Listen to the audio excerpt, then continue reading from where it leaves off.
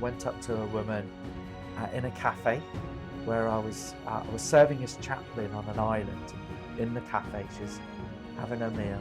I said, sorry, don't want to disturb you, but this is for you. And she was like, oh.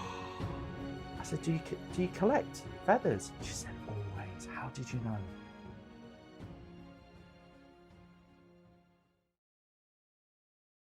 Hello, welcome to Faith in God's Alone.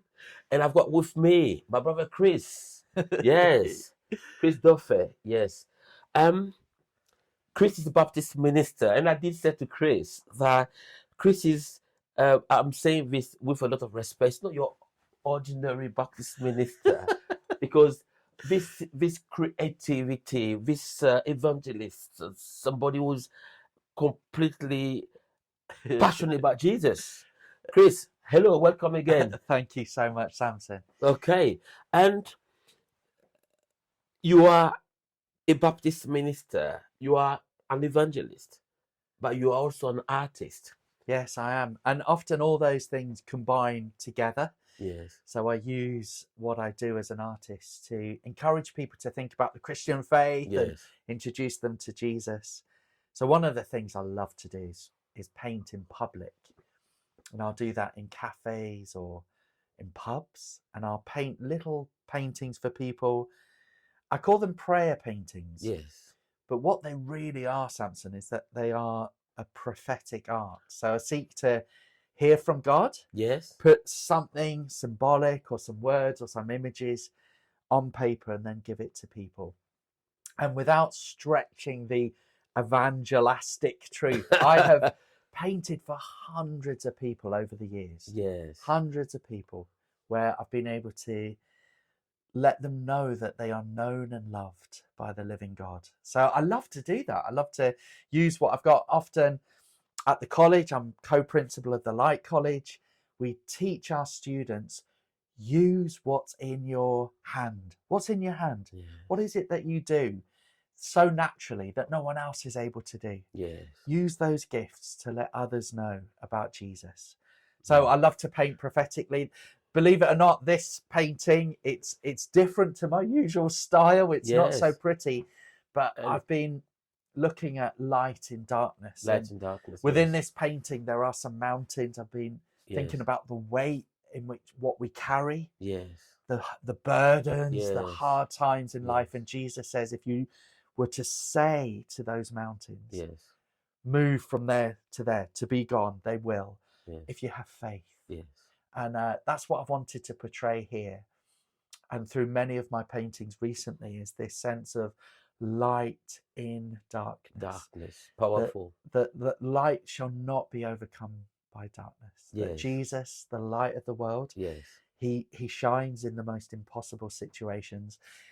These mountains that are symbolized here, quite hard to see, yes. but there's light within darkness. And that's what I've been proclaiming. Yes. And it's incredible how many people have resonated yes. with that theme. Yes. That in a way they've been able to say, that's what I'm going through. Yes, people go through a lot in life. Yeah, they do.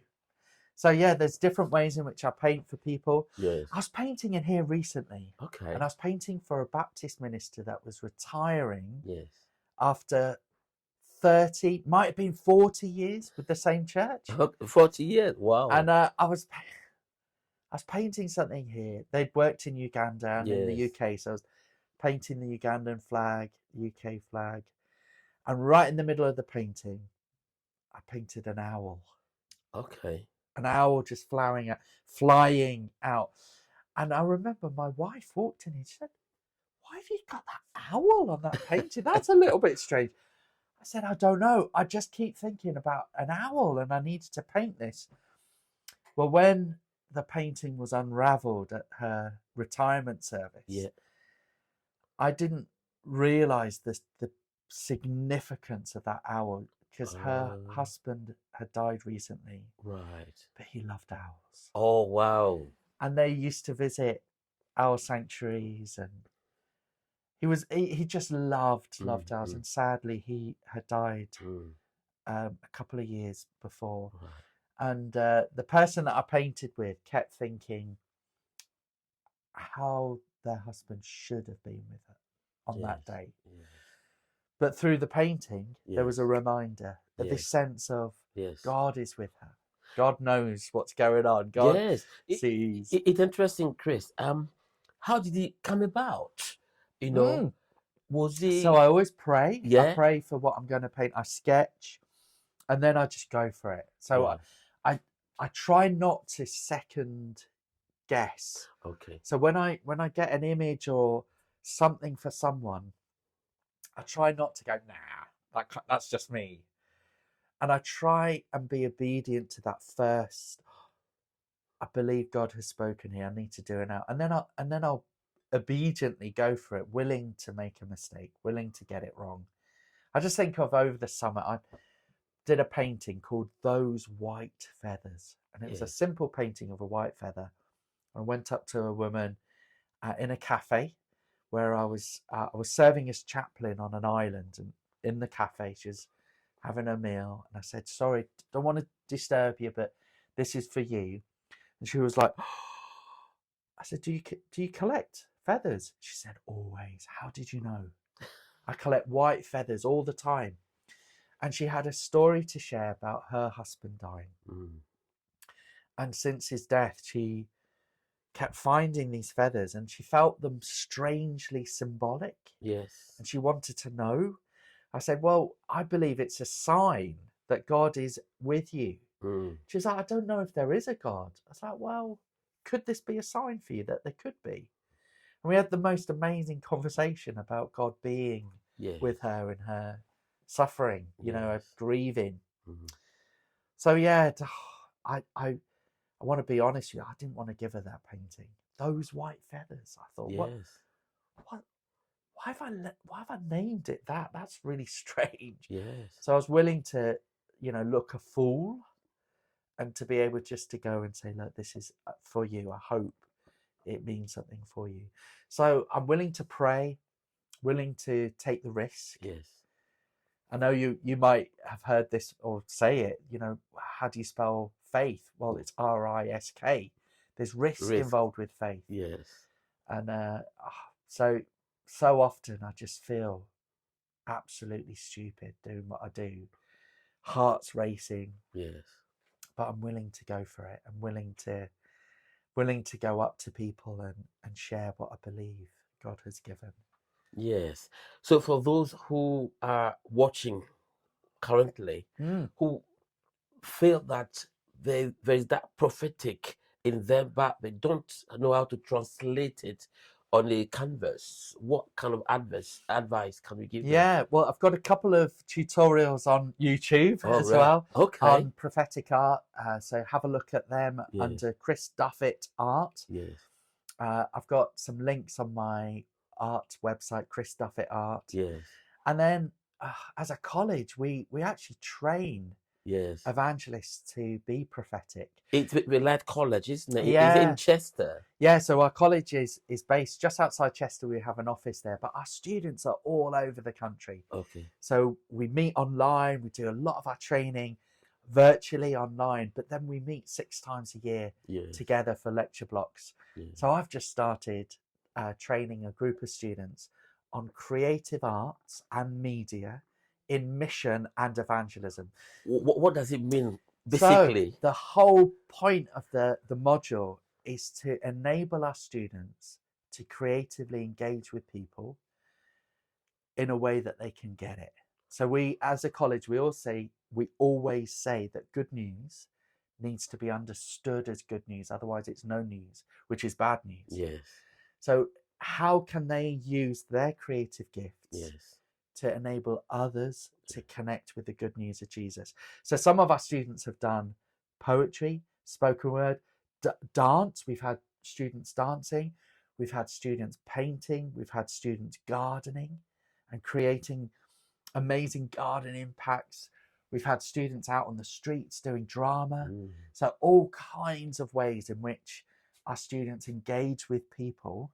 And then I get to mark their work. I get to see their portfolio of how they have engaged with people. Yes, that's wonderful. And if you just tune in, you are watching faith in God alone. I'm Samson, and I'm with Chris Duffett, who's got many hats, by the way. How many hats have you got? Well, I love working as an artist. I feel like I got my artist hat on for this one, but I am co-principal of the Light College. So with a wonderful team of people, we train evangelists and Yes. church planters and pioneers Yes. who are all over the country. And some of our students do a BA in theology, mission and evangelism. We offer a certificate Wow. in pioneer chaplaincy. Yes. So we work with an amazing organization called Third Space Yes. Ministries. Yes. And we train chaplains to go and be light in places that you wouldn't really expect to find chaplains. Yes. Wow. So that's a couple of hats. Because in a previous life, you were the president of Baptist Union. That's right. Yeah. It's a good 12, 13 years ago now, Billy. It's gone so quickly since that time. Absolutely. But to be able to serve as president of Baptist Union, Yes. and now Baptists Together, Yes. and it felt like people started to reach out to those around them. I know people were doing it before, but to have a year to be able to say, come on, let's go out. Yes. Let's go and meet people and share the good news Yes. of Jesus with people. That was a real honor to be able to do that as president. I remember that time. Yes.